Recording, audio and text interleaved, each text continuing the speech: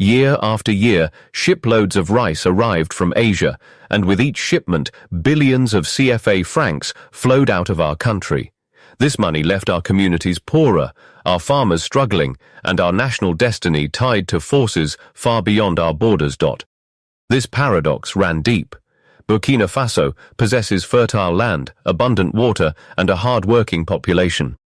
Our ancestors tamed the savanna, built irrigation systems, and cultivated crops that sustained empires. Yet in recent decades, the cycle of dependency and poverty tightened its grip. Food insecurity haunted our villages. Prices set by distant markets determined whether families would eat or go hungry. Our people became consumers of the world's surplus, while our own fields lay fallow, our skills and traditions sidelined. But today, we are witnessing a revolution, a rice revolution that is rewriting our future. Sovereignty in a seed. The government's vision is simple but profound. If Burkina Faso can feed itself, it can stand tall in dignity and independence. Food security is not just about filling bellies, it is about sovereignty, the right to chart our own course, to protect our children from hunger, to decide our own fate. At the center of this transformation is the agro-pastoral and fishery. IN's Offensive 2023-2025, a sweeping national initiative that places rice production at the very core of our priorities. Hundreds of tractors have been purchased. Vast plains in regions like Kadogo have been prepared for cultivation. Displaced persons and unemployed youth have been mobilized into productive work. Our aim is not only to grow rice, but to create a self-sustaining value chain, to process, package, and proudly consume it locally. Rice is no longer just a crop, it is a symbol of sovereignty. In every grain, there is hope, resilience, and the dream of a nation standing on its own 2 feet. Building the future. The Kadogo miracle. One of the most transformative breakthroughs of this revolution is the construction of a massive rice processing plant in the Kadogo region. This plant has the capacity to process an astonishing 400 tons of rice every day, a feat never before achieved in our history. For the first time, we are building the infrastructure to add value right here at home. Rice harvested on Burkinabe soil will no longer rot in the fields or leave our country unprocessed. It will be milled, polished, and packaged to international standards, ready for Burkinabe tables and one day soon for export to markets beyond our borders.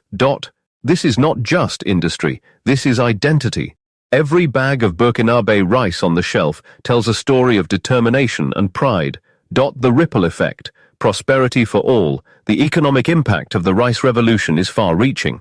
No longer are our farmers left at the mercy of unstable markets and low prices. With guaranteed buyers and modern facilities, they have a steady income and a reason to expand their fields. Truck drivers find reliable work transporting paddy to the factories. Machine operators, technicians, packaging staff, and marketers all find meaningful employment. Thousands of jobs have been created across the value chain. This ripple effect strengthens our entire economy. When the river flows, even the dry leaf floats, a wise parable that finds new life in today's Burkina Faso. Our rice industry is that flowing river, carrying along everyone from farmers and youth to women and entrepreneurs toward shared prosperity. Transforming minds, from import to pride. Yet the most important transformation may be psychological. For years, imported rice was seen as cleaner, whiter, and superior, an image carefully cultivated by foreign marketing and reinforced by generations of habit. But that is changing. Consuming locally grown rice has become a badge of pride. To eat Burkinabe rice is to affirm national identity and to invest in sovereignty. School children are learning that the best rice grows in their own backyard. Shoppers ask for local brands, eager to taste the difference and support their own. This change in mindset is the greatest victory of all. It redefines value, placing what is homegrown at the center of our tables and our hearts. History teaches us that true transformation is never the work of a single individual. It takes vision, courage, and collective will. But at the heart of Burkina Faso's rice revolution stands a leader whose conviction has turned speeches into action and dreams into reality. President Captain Ibrahim Traoré embodies the qualities of leadership needed in a new Africa. courage to challenge dependency, wisdom to unite public and private forces, and faith in the potential of ordinary people. Traoré's vision is rooted in a simple but radical idea: sovereignty. For too long, Burkina Faso and much of Africa depended on others for food, security, and even self-esteem. We waited for aid, accepted unfavorable trade deals, and allowed foreign products to displace our own. President Traoré has declared, loudly and with unwavering commitment, that this era of dependency must end.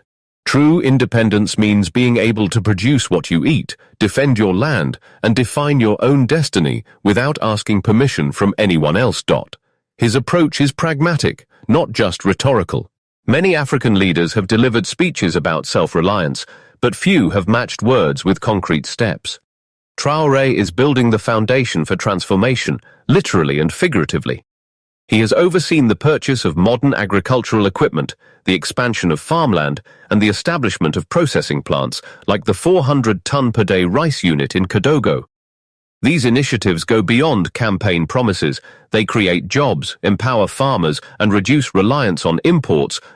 Challenging old beliefs, facing new realities. True leadership also requires the courage to challenge long-standing beliefs and external pressures. For years, instability, insecurity, and foreign influence threatened to keep Burkina Faso in the shadow of more powerful interests.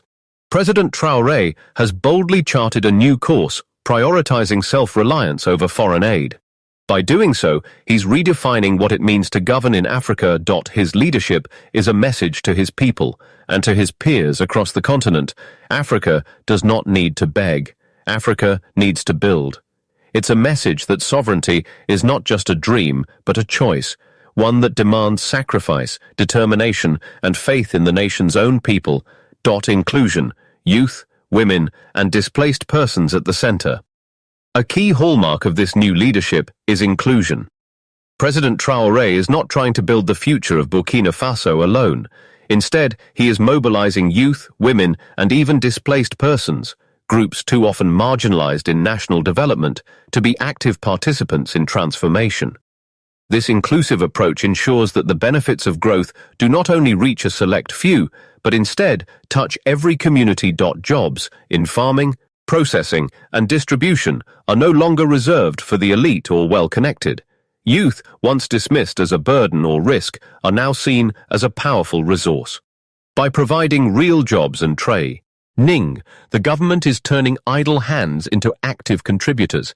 As a result, social stability improves, migration slows, and a generation that once dreamed only of leaving for better opportunities abroad now sees a future for themselves at home.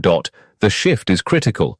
Agriculture, long considered a sector of mere survival, is being rebranded as a sector of opportunity.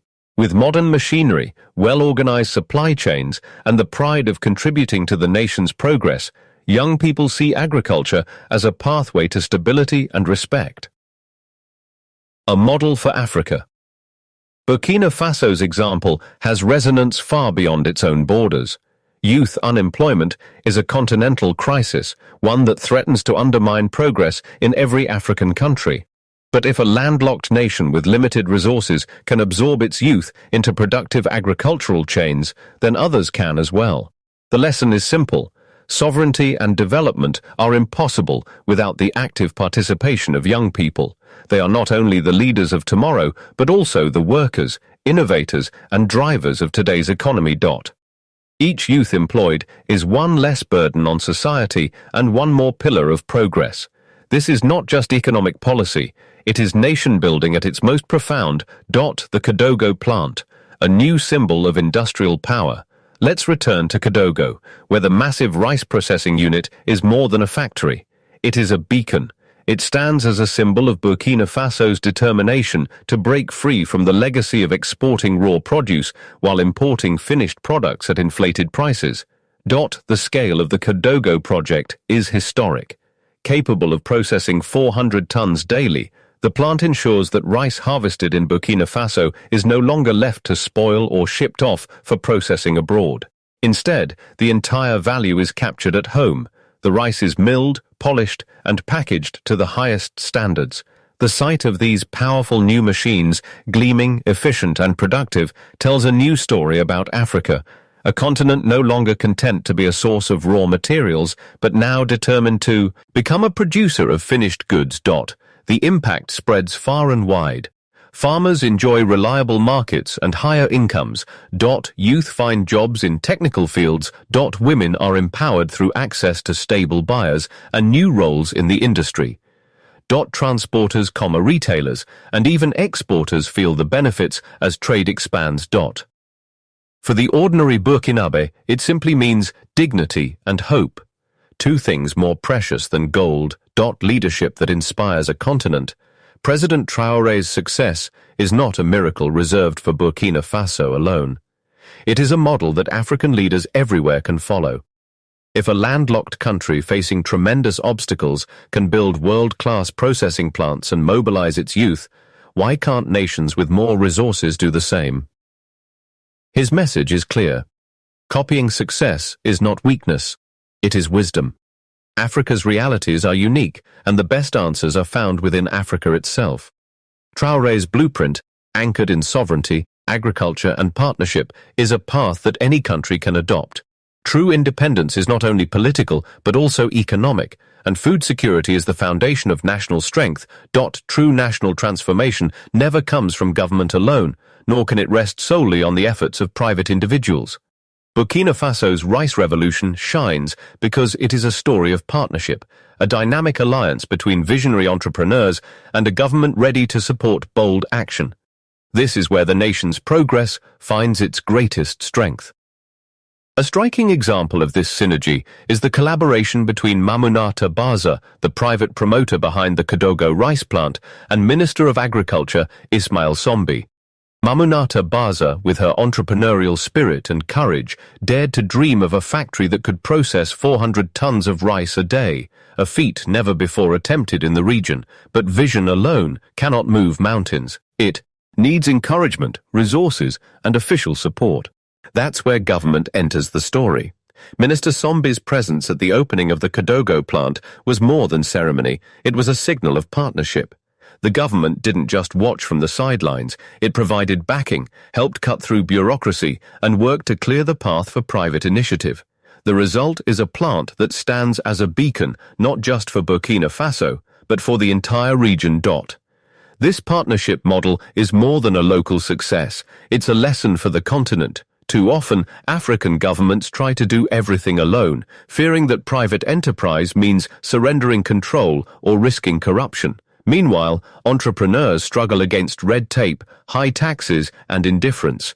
But when government and private sector come together, each playing their part, the impossible becomes possible. Burkina Faso proves that when governments create enabling environments and cheer for their citizens' success, entrepreneurs flourish. When entrepreneurs flourish, the whole nation rises. Women at the helm. Breaking barriers, building nations. Among the most powerful aspects of Burkina Faso's rice revolution is the rise of women as leaders, not just participants, in national transformation. Mamunata Baza is more than a business owner. She is a trailblazer, a role model, and a living testament to the power of women's leadership.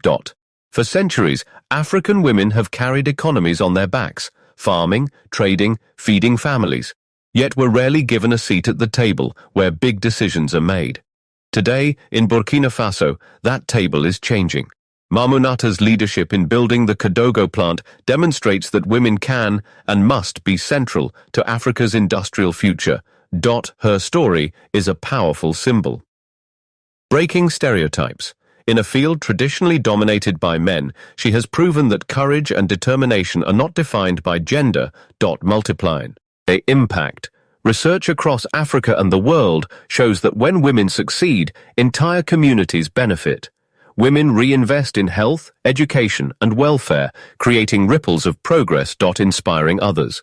Mamunata's journey shows other women and men that leadership is open to all who are willing to work and dream. But her achievement also highlights the importance of support. Government encouragement, such as the presence of Minister Sombi, is vital. When women entrepreneurs are recognized and supported, their impact multiplies. This is a lesson for the continent. Africa cannot afford to leave half its population behind. When women lead, nations move forward faster. Inclusive growth. From factory floor to village market, the impact of the rice revolution reaches beyond the plant walls. This transformation is not just about machines or statistics, it's about real people, farmers, truck drivers, machine operators, market women, and displaced families. A 400-ton-per-day plant creates hundreds of direct jobs and thousands of indirect opportunities. Farmers are guaranteed markets for their rice. Transporters earn steady income, moving crops to the plant. Retailers find new goods to sell. Displaced persons and the marginalized gain a fresh chance at dignity and stability. The government's policy of inclusion ensures that no one is left behind. Youth who might otherwise seek uncertain futures in distant lands now see real opportunity at home. Women who have always been the backbone of agriculture step into leadership roles. Even those uprooted by conflict find a new sense of belonging and purpose. Agriculture is no longer viewed as the last resort of the poor, but as a field of modern opportunity, supported by technology, structured markets and national pride. Changing the mindset, the pride of eating local. For years, imported rice was seen as cleaner, whiter, and better. This was not just a market problem, but a psychological one, a lingering hangover from colonial days and relentless marketing by foreign exporters. Today, that mindset is shifting. In Burkina Faso, to eat local rice is to make a statement. I support my country, I value our work, I believe in our future. The change is visible in homes, markets, and national celebrations. School children learn not only about nutrition, but about the dignity of self-reliance. Chefs in hotels proudly serve Burkinabe rice to guests. This new pride is more than just sentiment, it is economic power. The more the nation consumes its own produce, the less it spends on imports. Each plate of rice becomes an act of sovereignty. The continental lesson. Copying success, multiplying results. There is a proverb.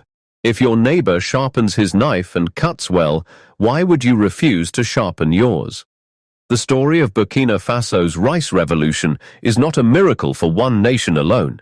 It is a blueprint for a continent hungry for self-sufficiency and dignity.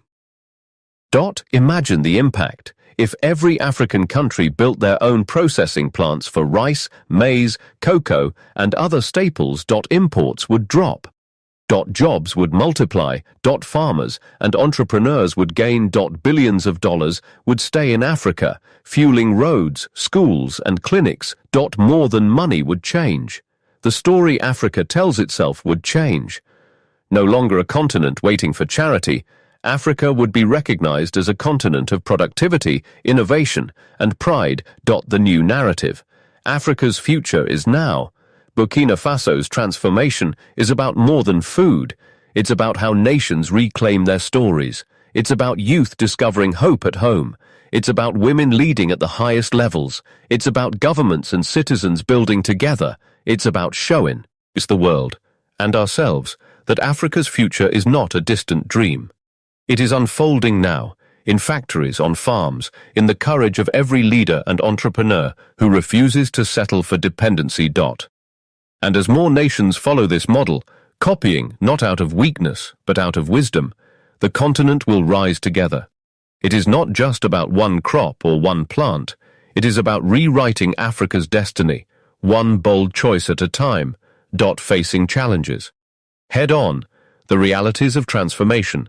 Every revolution, whether in food, industry, or ideas, faces obstacles. The journey towards sovereignty is not a straight road, but a winding path filled with challenges. Burkina Faso's rice revolution is no exception. Logistical and infrastructural hurdles. Building a national food industry demands more than vision. It requires strong infrastructure. Roads must be reliable to move crops from farms to processing plants and then to markets. Irrigation systems must be maintained so fields can withstand drought and climate shocks. Power supply is critical for factories to operate without interruption. In a landlocked nation like Burkina Faso, these challenges can be daunting. Unpredictable weather, fluctuating rainfall, and limited access to seaports mean that every link in the supply chain must be resilient. The government and private partners have learned quickly. If a single bridge fails, or a storm destroys a key road, the entire system feels the pain. Financing and investment risks. Transforming agriculture and building processing plants require major investment. Accessing capital is a constant challenge, especially when Western banks remain skeptical about African industries. Local banks are often too small to provide the necessary loans. The government's willingness to share risk and guarantee markets is crucial, by ensuring farmers have buyers for their crops and by offering policy support for entrepreneurs. Burkina Faso makes agricultural investment less risky and more attractive to private capital. But this balance is delicate. If governments overborrow or overspend, fiscal stability suffers. The lesson is clear. Sovereignty is built on prudence as well as passion. Cultural and consumer shifts. Perhaps the hardest challenges are cultural. For decades, imported goods, rice, clothes, even ideas, were considered superior. Changing this mindset takes more than a slogan. It takes time, proof, and persistence.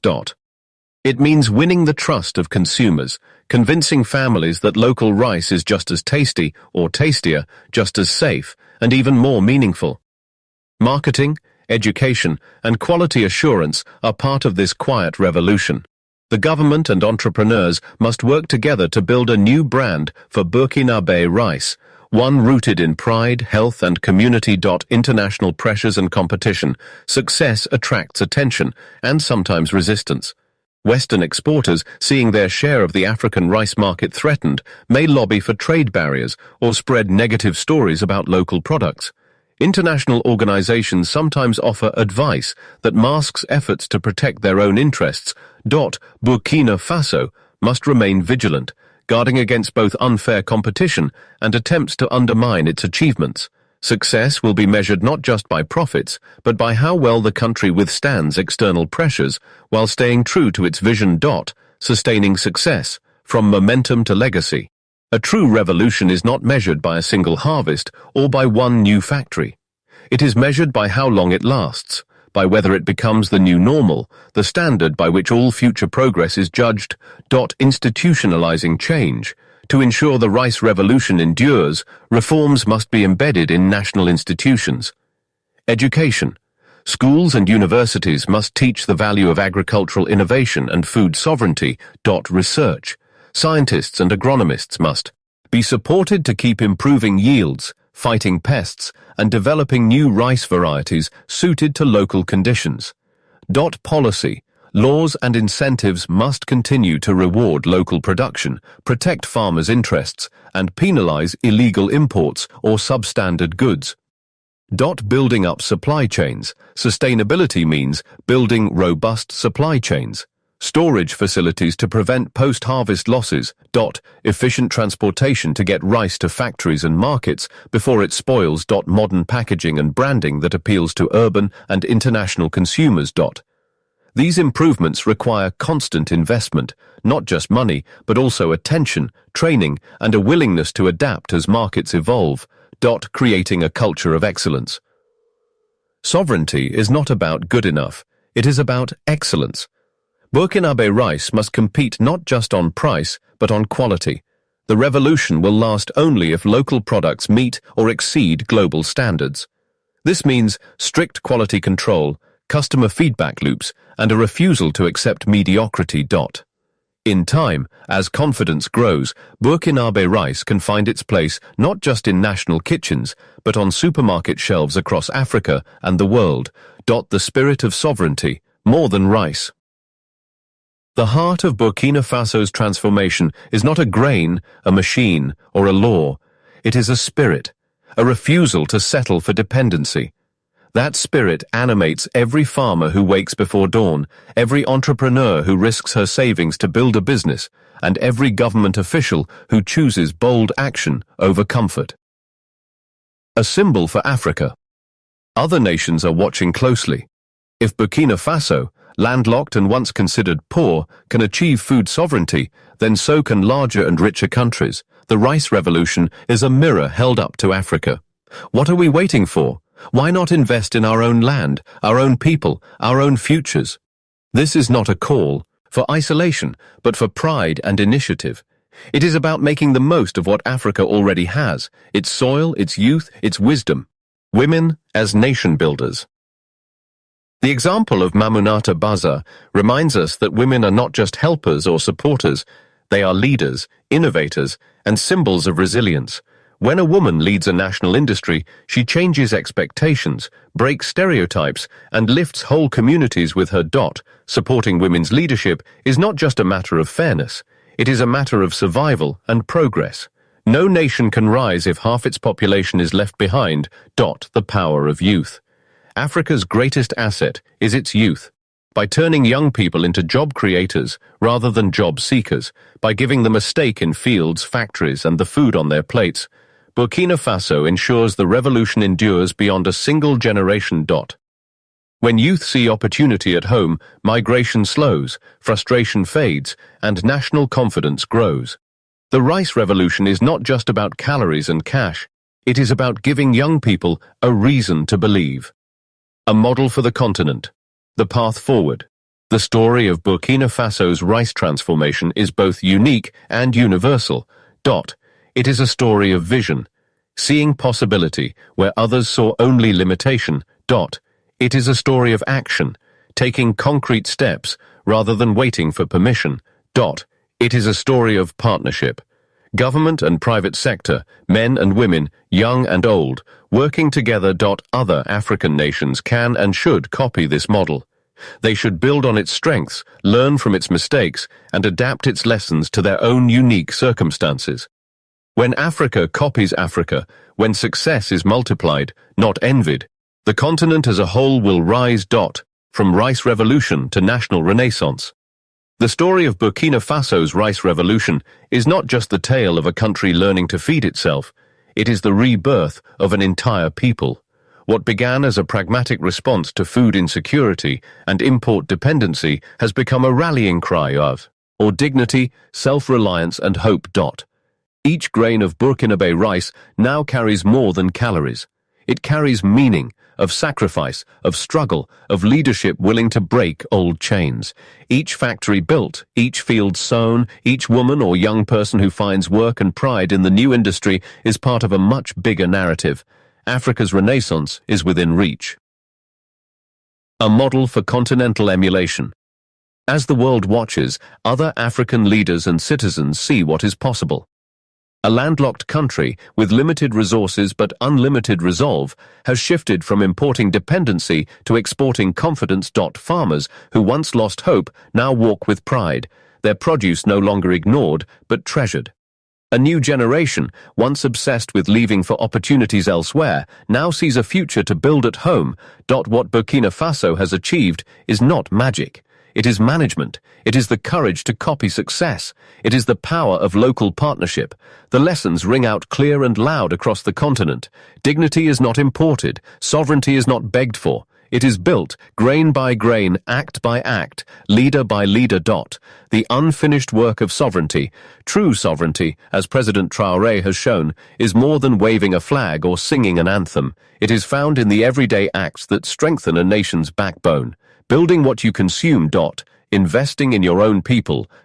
Valuing homegrown talent and goods over distant promises. Including women and youth in every step of progress. Sovereignty is tested not during speeches, but when global markets swing, when drought hits, when critics howl, when old habits whisper that foreign is always better. Burkina Faso's answer to these tests has been consistent. Believe in ourselves first, partner wisely, and act boldly. The continental challenge. Africa, awake. Let every leader, every entrepreneur, every farmer, every student across Africa take inspiration. The blueprint has been drawn. Choose a staple, be it rice, maize, cassava, coffee, or cocoa. Build the factories, the supply chains, and the market linkages that keep value at home. Celebrate and support entrepreneurs, especially women and youth, who dare to build what others said could not be built, forge genuine partnerships between public policy and private ambition, so that dreams become industries and industries become movements. If Burkina Faso can break the chains of food dependency, so can Ghana, so can Nigeria, so can Kenya, so can all who are willing to learn, adapt, and act. Hope written in the fields. In villages across Burkina Faso, where tractors once never ventured, the sight of green rice paddies rippling in the wind is now common. In homes once dependent on uncertain imports, the taste of local rice brings not just nourishment, but pride. In the hearts of children growing up under this new era, there is a different kind of inheritance, one of possibility. This transformation is not only economic, but spiritual. It is the soul of a people, long told to wait, now deciding to act. It is the rebirth of ancient wisdom. Our land can feed us, our hands can build, our dreams are not for sale. Honoring the builders, let us never forget the heroes, both sung and unsung, who have brought Burkina Faso to this threshold. The farmer who wakes before dawn to plant and harvest. The woman who risks her capital, her reputation, and sometimes her safety to build a business. The youth who choose to stay, to train, to innovate, rather than to leave. The leaders who choose courage over comfort, who stand up to pressure, who refuse to trade dignity for dollars. The rice revolution's real victory is not just measured in tons or profits, but in hearts lifted, in hope restored, and in futures made possible. Guarding the future. What must be done? The work, however, is not done. There are dangers ahead. Complacency. To rest on laurels is to invite decline. Every day, I must be an act of building, improving, adapting. External pressure. As Burkina Faso's model spreads, resistance will come through economic pressure, misinformation, and attempts to undermine confidence. Internal division. All progress depends on unity across regions, ethnic groups, genders, and generations. The rice revolution must be a national revolution. To sustain what has been started, Burkina Faso must keep investing in infrastructure, in education, in quality, in inclusion. Every new challenge must be met with the same resolve that started this journey. Vision for tomorrow, from Burkina Faso to Africa to the world. One day, when historians tell the story of Africa's awakening, they will speak of this rice revolution. They will recall how a people long overlooked, often dismissed, chose to rewrite their future with their own hands. Let this be Burkina Faso's gift to Africa and the world, a model of homegrown sovereignty. A testimony to the power of leadership that acts and inspires.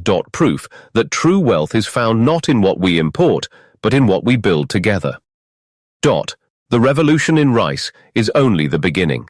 The same spirit can transform industries from textiles to technology, from food to finance. What matters most is the will to start, the courage to continue, and the wisdom to share the journey with all. The drumbeat of sovereignty. Let the drumbeat of Kadogo be heard across every border and every heart. Let every child who eats Burkinabe rice know they are part of something bigger. A nation reclaiming its power, a continent rising. Africa's time is now, not just for Burkina Faso, but for every land where the dream of sovereignty flickers. Let that dream become a fire that lights up the world. A slave who cannot assume his own revolt does not deserve to be pitied. We must henceforth count on our own forces, on our own genius. For a long time, this country had a very big problem. It wasn't a war with guns and soldiers. It was a war against hunger. The leader of the country, a man named Captain Ibrahim Traoré, saw this problem and decided to fight it in a new way. He said that the biggest weakness of Burkina Faso was not its army, but its land. The land was good, but there was not enough water. Rain did not fall regularly. Without water, you cannot grow food. When a country cannot grow its own food, it has to ask other countries for help. It has to buy food from them or ask for food donations. This is a big problem. When you need to ask others for food, you are not truly free. The countries that give you food can also tell you what to do. They have power over you. Captain Traoré understood this very well. He said that a nation that can't feed itself is on a leash like a dog. It doesn't matter if your country has laws that say it is free. If you are hungry and need someone else to give you food, you are not really in control of your own life. So he decided to change this. He realized that the most powerful weapon for his country was not a gun, but water. If you can control water, you can grow food. And if you can grow your own food, you can control your own future. You can be truly independent. This idea was very different from what past leaders had done. For many years, leaders in Burkina Faso and other African countries had been told to follow the advice of powerful Western countries and organizations. They were told to take out big loans and hire foreign companies to build things, but often this did not solve the real problems. The projects were too expensive, took too long, and did not help the poorest people, Captain Traoré. Traoré saw that the true path to freedom was not in big meeting rooms in other countries. The path to freedom was in the fields of Burkina Faso. It was about digging channels to bring water to the dry land. This is called irrigation. Why start now? Captain Traoré chose to start this fight for a very important reason. The weather in his part of Africa called the Sahel was getting worse. There were more and more droughts. A drought is a long time with no rain. Every year, Burkina Faso was getting closer to a major food crisis called a famine. The old way to deal with this was to ask for help from other countries. But Captain Traoré wanted to break this cycle. He did not want his people to have to beg for food aid anymore. He decided to act, not just react. He knew that the longer he waited, the more his country would depend on others. The more dependent his country was, the more power other countries would have over it. This was a surprise to the rest of the world. They were used to African leaders asking for money and help. They were not used to a leader who said, "We will do this ourselves." By focusing on water, Captain Traoré was not just starting a farming project, he was starting a resistance movement.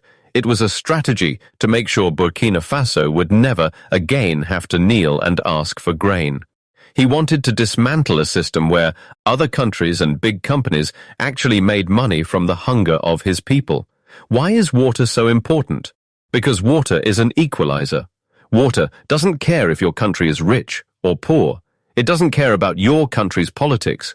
If you can build a system to capture water and direct it to your fields, you can change everything. You can turn a dry desert into a green farm. You can turn a poor village into a place with jobs and opportunities. But water cannot move by itself. It needs a path. It needs a channel to carry it across the land. This is where the next part of the story begins. Captain Traoré didn't just want to have water. He wanted to control it, multiply its effect, and use it as a tool to help his people, a place of hope, the Balma Plains. So, the government started a big project. They repaired and improved a dam called the Gula Dam. A dam is a big wall that holds back river water to create a large lake or reservoir. Now, they had a lot of stored water. The question was, where should this water go? Where should they build the first big irrigation canal? Captain Traoré made a very specific choice. He chose a place called the Balma Plains. The Balma Plains was a place that was both a treasure and a curse. The soil there was very rich and good for farming, but it was also a place that suffered from terrible droughts. There was almost never enough water. Past governments had promised to help the people of Balma, but they never did. The place was forgotten. It became a symbol of broken promises and lost potential. It represented what Burkina Faso could be. If only it could get the water it needed. So when the dam was ready and the water was there, Captain Traoré sent the first flow of water toward Balma. He did not choose Balma because it was easy. He chose it because it was hard. He chose it because it was meaningful. He wanted to send a message. If he could make this dry, forgotten land green and productive, it would prove that anything was possible. It would show that even the most hopeless parts of the country could be brought back to life with vision and hard work. It was a way to resurrect the spirit of the nation. This was an act of defiance. This is how the Balma Canal was born. It was not just a dream, it was a real project being carved into the earth. The canal is very long. The plan is to make it the longest irrigation canal in all of Africa. It will stretch across the land and bring water to thousands of acres of fields. The plan is to grow rice on 1,260 hectares. That's about 3,100 acres, and vegetables on 70 hectares, about 173 acres, and vegetables on 70 hectares, about 173 acres. And this is just the beginning. They are already planning to add more than 200 more hectares of farmland built by our own hands. What makes this canal project so special is not just the water, it is how it is being built. Usually for a big project like this in Africa, the government would hire a big company from another country, like from Europe, China, or America. These companies would bring their own engineers and managers. They would use their own machines. They would make a lot of money from the project. Captain Traoré said no to this. He declared that the Bama Canal would be built by the people of Burkina Faso, for the people of Burkina Faso. This is a revolutionary idea. It means the engineers are from Burkina Faso. The workers are from Burkina Faso. The sweat and hard work are local. The feeling of urgency is local. The pride is local. President Traoré didn't just announce the project and hope it would get done someday. He put it on a timer. He gave a deadline, 8 months. This was a very, very fast timeline. Most projects funded by foreign aid can take 5, 10, or even more years to complete. They get stuck in paperwork, meetings, and delays. But Traoré knew that hungry people cannot wait. A country fighting for its freedom cannot wait to meet this deadline. The project has been organized like a military operation. It is a controlled storm of activity. The work starts before the sun comes up. The cement mixers are always running. Workers stay late into the night working under bright floodlights. Every part of the project is managed carefully to avoid delays. If there is a delay, it is treated like a failure for the whole nation. This is not just a construction project, it is an emergency mission to build independence. Think about what this means for the people. For the farmers in the Bama region, this is more than just a canal. It is a story of hope and redemption. Many of these farmers had watched their parents and grandparents give up on this land. The rain stopped coming and they could no longer grow enough to live. They had to leave their homes and move to the cities to find work. It was a sad story. Now, with the canal bringing water, these same families are coming back.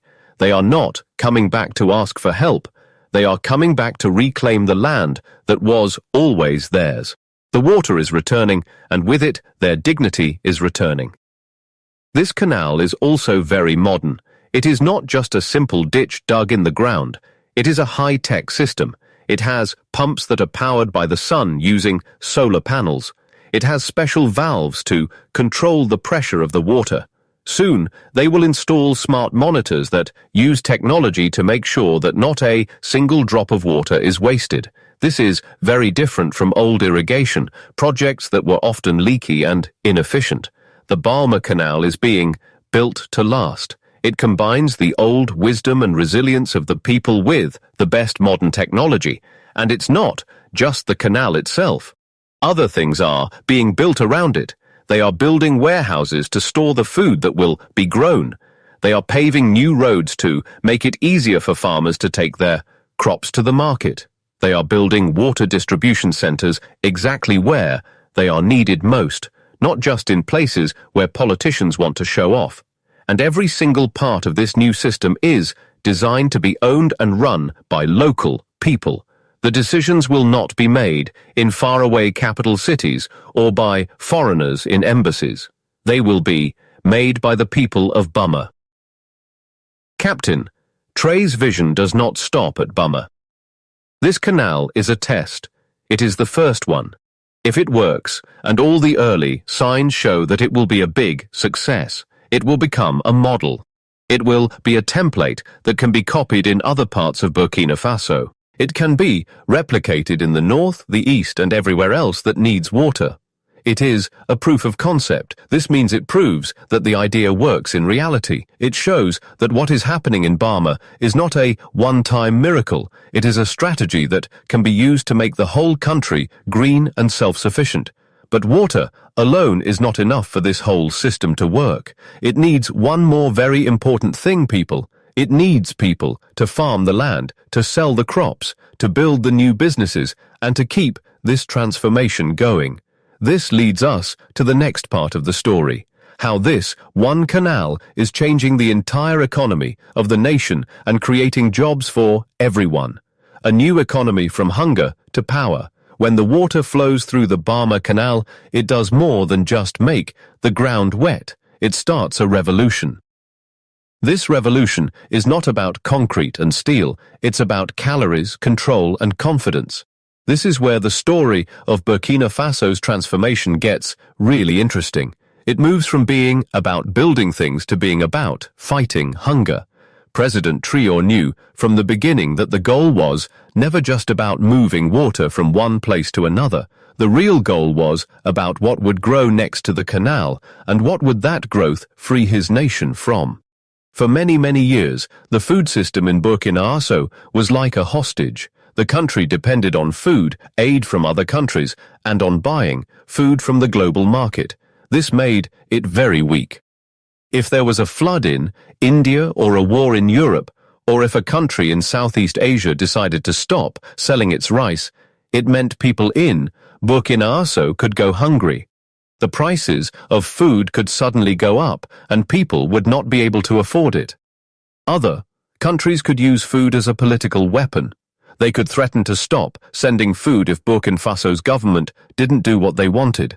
The fields in Burkina Faso were fertile, but they had been abandoned, so the country was not in control. Now, with the water from the Burma Canal, those fields are coming back to life, and with the fields, power is coming back to Burkina Faso. The government estimates that the canal will help the country produce an extra 50,000 tons of food every year.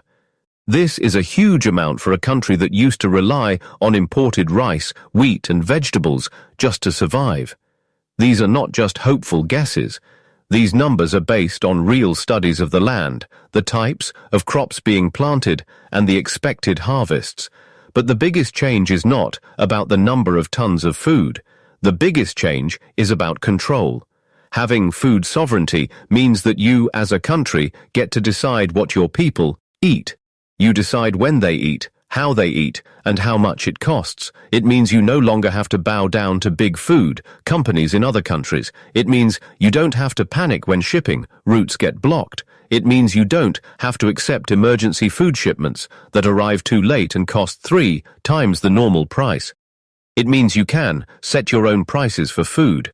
It means you can grow the foods that are part of your culture, and it means you can say no to food that is offered with conditions attached. This has led to a quiet but powerful change inside the government. The government is now treating farming not just as something poor people in the countryside do. They are treating it as a key part of national security. The government departments that used to only think about the army are now studying harvest times. The economists who used to only look at numbers like GDP are now thinking about how food exports can make the country richer. Farming is no longer just a way to survive. It has become a tool for liberation. This new strategy is also spreading power more evenly across the country. Before, farmers could only guess if they would have enough rain. Now, with a guarantee, its supply of water from the canal, they can plan. They can invest in growing a second crop each year. They can rotate their crops to keep the soil healthy. They can work with local seed banks to grow different kinds of vegetables and grains. Small groups of farmers working together, called cooperatives, are becoming stronger. Women's farming groups, which were often given the worst land where it was hard to grow anything, now have access to good fertile fields with reliable water. This is already changing the role of women in society and giving them more economic power. The local markets are also changing because there is now fresh food available all year round. The prices are starting to go down. This helps to fight food inflation, which is when the price of food keeps going up and up. Every time someone buys a kilogram of rice that was grown in Burkina Faso, the country takes one small step away from dependency. As the prices of food become more stable, families have more money left over. They can spend this money on other important things like sending their children to school, paying for healthcare, or starting small businesses. This creates a positive ripple effect that spreads far beyond the farms. What is even more amazing is President Traoré's decision to use technology to help with this food revolution. The fields along the Bama Canal are now being used as test sites for new technologies. They are using artificial intelligence, AI, to help manage the irrigation. They have sensor systems that monitor the health of the soil. They have drones that can check the health of the crops. These are tools that used to be only for giant billion-dollar farms in rich Western countries. Now these tools are being used in the countryside of Burkina Faso. With every piece of data from a sensor and every precisely controlled water pump, food production becomes more efficient, and, with every increase in efficiency, the country's dependency on others becomes weaker. But this is where the story gets truly strategic. By growing more food and relying less on others, Burkina Faso is also changing its position in the world. A country that has plenty of food is a country with leverage. A country that controls its own food supply cannot be blackmailed with threats of cutting off grain shipments. It can negotiate with other countries as an equal partner. And as Burkina Faso starts to have enough food to sell to its neighbors, especially when those neighbors are having their own food crises because of droughts, it builds respect and influence. This is called soft power. It's a kind of power that you can't buy with money or win with an army. This is not charity. This is smart politics. It's about using onions and rice as tools of foreign policy instead of tanks and treaties. The canal may have started as a simple ditch in the ground in Bama, but what flows from it is political power, economic safety, and a real chance at true independence, a revolution of people and pride. Even with all the success in growing food and gaining political freedom, there is another deeper change happening. This change cannot be measured in tons of food or in economic numbers. You can see this change in the faces of the people. It's in the faces of people who now wake up in the morning not with worry and uncertainty, but with a purpose. They wake up to go to a job site to learn a trade to build a future. Because the next chapter in this incredible story is not about food at all. It's about the people who are building this new nation with their own two hands. It's about how this one canal is rebuilding the economy from the very bottom up. Growing enough, food can fill a person's stomach, but having dignity fills a person's soul. As Burkina Faso begins to feed itself with the food from its new irrigation projects, another quieter revolution is happening. It is a rise of a homegrown workforce. It is the reawakening of the land, but also the reawakening of the spirit of a nation that was sidelined for too long in its own story. At the very center of this revolution is a simple but powerful idea that President Ibrahim Traoré has made very clear. The people of Burkina Faso will build Burkina Faso. Not outside experts, not foreign engineers, not workers brought in from other countries, not deals signed in fancy hotels in faraway cities. The people of this country who, for so long, were just seen as people who needed help, are now being given a new role. They are the builders. They are the operators. They are the owners of their nation's future. You can see this very clearly if you go to the Bama Canal project. Around the loud machinery, the scaffolding and the fields stained with wet cement, there is a buzz of activity. People from other countries might look at the project and be amazed by how big it is. But what they might miss is the most important part, the intense involvement of local people. This single project has already created over £2,000 direct jobs. Each one of those jobs is more than just a job. It is a salary for a family. It is a new skill learned. It is a story of a person getting their power and agency back. From the welders who are shaping the metal gates that will control the flow of water, to the civil engineers who are calculating the perfect slope for the canal walls, from the masons who are carefully stacking stones to build the embankments, to the technicians who are installing the solar-powered pumps, every single task is being done by the hands of the people of Burkina Faso. This is not just a construction site,